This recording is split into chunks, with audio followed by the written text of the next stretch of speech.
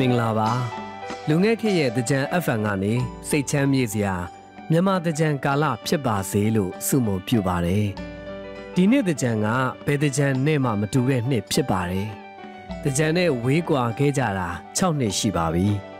ပြီးခဲ့တဲ့နှစ်တွေမှာလည်းတကြံဆိုတာစစ်ကောင်စီကိုတပိတ်မှောက်တဲ့တော်လန်ကမ်ပိန်းတွေအုပ်ချုပ်မခံဘူးဆိုတဲ့စိတ်နဲ့ကြံ့ကြံ့ခံမန်တင်းခဲ့ရတာတွေနဲ့တကြံဟာတကြံမပီတခဲ့ပါဘူးဒီနှစ်ကတော့တော်လန်နဲ့အငွေ့အသက်တွေတဲ့ဝမ်းနဲ့စိတ်မကောင်းစရာအငွေ့အသက်တွေနဲ့တကြံဖြစ်နေပါပြီ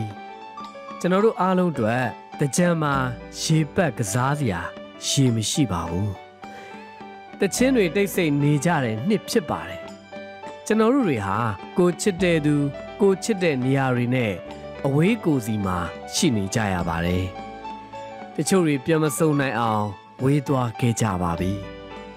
ဒါပေမဲ့ချစ်ချင်းတရားကခရီးသွားလို့ရတယ်ဗျဆိုတော့ဒီနေ့မှာကျွန်တော်တို့တွေမြန်မာနိုင်ငံတနန်တလျားပြီးတော့ကမ္ဘာတလွှားမှာအကြောင်းမျိုးမျိုးနဲ့ရှင်သန်ရုန်းကန်နေကြရတဲ့မြန်မာလူငယ်တွေရဲ့အသံတွေနားထောင်ကြရအောင်ပါသူတို့တွေရဲ့တကြံအလွမ်းစာတွေအမှတ်တရတွေနောက်သူတို့ချစ်တဲ့သူတွေစီကိုရောက်စေခြင်းတဲ့သတင်းစကားတွေကိုလူငယ်ခေတ်ရဲ့တကြံ FM ကနေတဆင့်ဖြန့်ဝေပါရစေပထမဦးဆုံးတကြံနဲ့ပတ်သက်တဲ့ရင်တွင်းခံစားချက်ကိုမျှဝေပေးမယ်သူကတော့ KNDF ရဲ့ရဲဘော်တူဖြစ်ပါတယ်နားဆင်ကြည့်ပါဒီတကြံမှာဘသူကိုအလွမ်းဆုံးလဲဆိုတော့ပထမဆုံးအနေနဲ့ပြောရမယ်ဆိုရင်တော့အမေကိုလွမ်းနေပေါ့နော်အမေကိုလွမ်းနေပြီးလို့ရှိရင်ဒီတငယ်ချင်းတွေကိုလွမ်းနေအမေကိုဘာလို့လွမ်းလဲဆိုတော့အမေဆိုရင်ဒီကျွန်တော်ဘယ်လိုပြောမလဲဒီတက်စာအရွယ်ကလေးကအမြဲတမ်းပထမဆုံးရေလောင်းဖူးတာတော့အမေပေါ့သူကျွန်တော်ရေလောင်းနေပဲချင်းမရေလောင်းနေဆိုပြောပြအောင်မယ်မနက်ခင်းစောစောစစ်စီကျွန်တော်တို့စားဖို့တောက်ဖို့ထမင်းချက်ပြုတ်တယ်အဲ့မှာဆိုရင်တော့6နာရီခွဲကျွန်တော်ကနိုးတဲ့အချိန်ဆိုလောင်းပလိုက်ပြီအမေကိုခါ6နာရီခွဲနိုးရင်6နာရီခွဲပြီးတော့လောင်းပလိုက်အချိန်ဆိုတခါလေးဆိုအမေဆိုဒီစွန်ချက်ဖို့အတွက်သူပြင်ဆင်နေတဲ့ချိန်လေးကျွန်တော်တို့ဒီရိုးရာမုံနေလောက်ဖို့ပြင်ဆင်နေတဲ့ချိန်ဆိုကျွန်တော်လောင်းလိုက်ဆိုအဲ့ဒါဆိုကျွန်တော်အဆုခံရတယ်အစဲခံရတယ်ပေါ့နော်ငါလောက်ဆရာလေးရှိတယ်ငါ့ကိုဆိုအောင်လုပ်လိုက်ပြီးဘာဖြစ်တဲ့ညာဖြစ်တဲ့နဲ့အမေကတော့ပြောတာပေါ့နော်အဲ့ဒီအတန်လေးကိုချစ်လို့အဲ့ဒီအတန်ကိုကြိုက်လို့သူ့အရင်ဆုံးရေလောင်းအနည်းတမ်းပါပဲအခုပြန်လောင်းချက်မယ်ဆိုရင်တော့ဒီရေလောင်းခွင့်ရမယ်ဆိုရင်ကျွန်တော်ကတော့အမေကိုအရင်ဆုံးလောင်းချင်တယ်ပြီးလို့ရှိရင်တော့ကျွန်တော်တငယ်ချင်းတွေပေါ့ဒီအမနိုင်ပြီးလို့ရှိရင်ကျွန်တော်တို့အခုလုံးနေတဲ့ဒီဒေါ်လာရေးကိုလည်းအများဆုံးပြီးချင်တယ်ကျွန်တော်တို့ဒီ2026ဒီတကြံမှာကျွန်တော်ချစ်တဲ့မိသားစုကိုကျွန်တော်တငယ်ချင်းလေးကိုကျွန်တော်ဆုံးချင်တယ်သူတို့ကိုရေလောင်းခွင့်ရချင်သေးတယ်ကျွန်တော်တို့နဲ့တူတူဒီတိုက်ပွဲတွေဝင်နေတဲ့ရေဘော်ရေပန်းဒီကိုရဲမွန်နမတွေကိုပြောချင်တယ်အကောင်လုံးဒီတော်လည်းရင်ပြီးတဲ့ထိဘေးကင်းနဲ့ကိုချစ်တဲ့မိသားစုကိုချစ်တဲ့ပတ်ဝန်းကျင်ကိုချစ်တဲ့တငယ်ချင်းတွေကိုတူတူဆုံစည်းခွင့်ရပါစေလို့သူတို့ကိုဆုတောင်းပေးတယ်အမြဲတမ်းပျော်ရွှင်ပါစေလို့လည်းဆုတောင်းပေးချင်တယ်ဆက်လက်ပြီးတော့ဟောင်ကောင်ရောက်ညီမငယ်တူကလည်းတကြံနဲ့ပတ်သက်တဲ့ရင်တွင်းပြစ်တွေကိုအခုလိုပဲမျှဝေထားပါတယ်ဆိုတော့တကယ်လို့ပေါ့နော်ဒီစီစဉ်ကနေပြီးတော့ကိုယ့်ရဲ့ခံစားချက်တွေကိုဘယ်နေရာအောင်မဆိုရောက်နိုင်မယ်ဆိုရင်မြန်မာပြည်သားတွေရှိနေတဲ့နေရာတိုင်းနိုင်ငံတိုင်းအဲ့ရလူတွေကိုရောက်စီခြင်းနဲ့ဘာဖြစ်လို့ရောက်စီခြင်းတာလဲဆိုတော့ကုံလုံးကဒီကြုံတွေ့ဖြတ်တန်းရတဲ့ຢာတာမမဟုတ်ဘူးရောင်းမစိတ်ထိခိုက်ချီကွဲစရာကောင်းလာတယ်အဲကြောင့်မလို့ပေါ့နော်အကုန်လုံးကစိတ်တန်ရလေးရကြတယ်ဒီကိုရဲ့အတွေးခံယူချက်တွေboundaries တွေအကုန်လုံးဆဆရရကမတူတော့ဘူးပေါ့နော်မတူတော့ဘူးဥပမာဒီကျမ်းမှာဒီပျော်ရွှင်ရွှင်ပေါ့နော်ပျော်ရွှင်ရွှင်နေခဲ့ကြရဲဆိုရဲဟာတော့မှာပေါ့နော်မှန်တိုင်းပြောရင်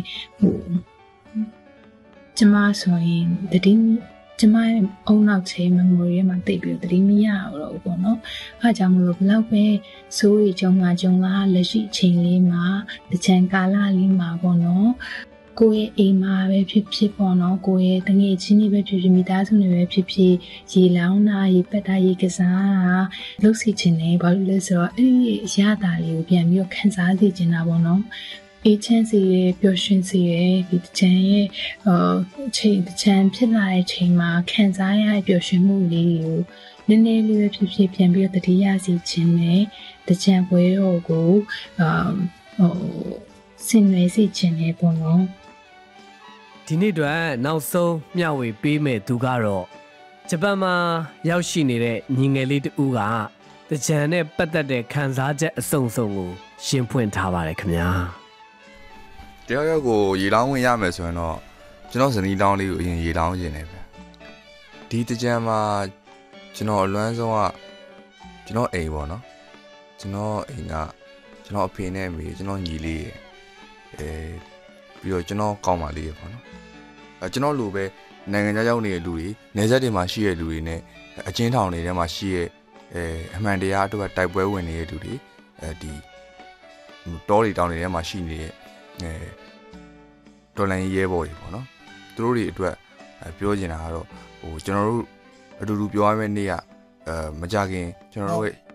ရှေ့နာကအနည်းဆုံးတစ်ခုမှရှိနေတယ်ဒါကြောင့်မို့လို့အားလုံးတူတူ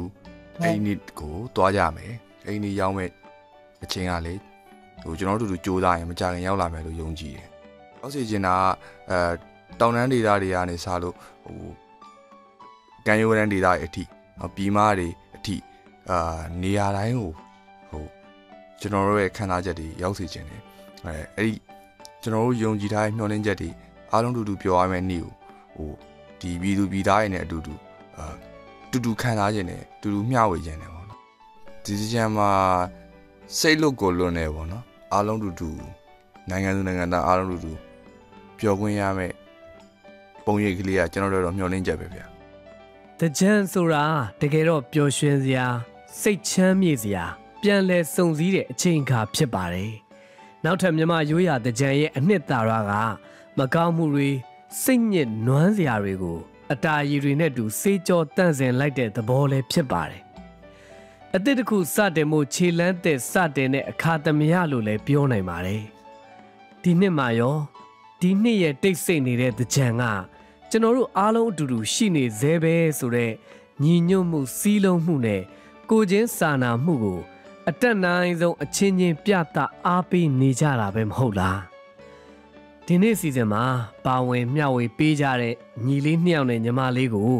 လူငယ်ခေတ်ကကျေးဇူးတင်ပါတယ်ကျွန်တော်တို့ခမားတို့ဘယ်နေရာကိုပဲရောက်နေလမ်းပဲပြောင်းနေ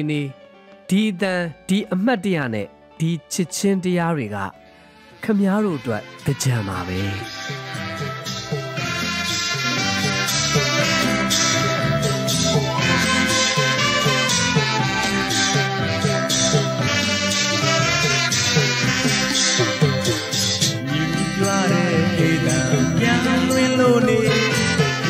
ပြောင်းတာတူလေးမှာပြောင်းလဲမို့ထန်းကပြန်တဲ့ကြစီ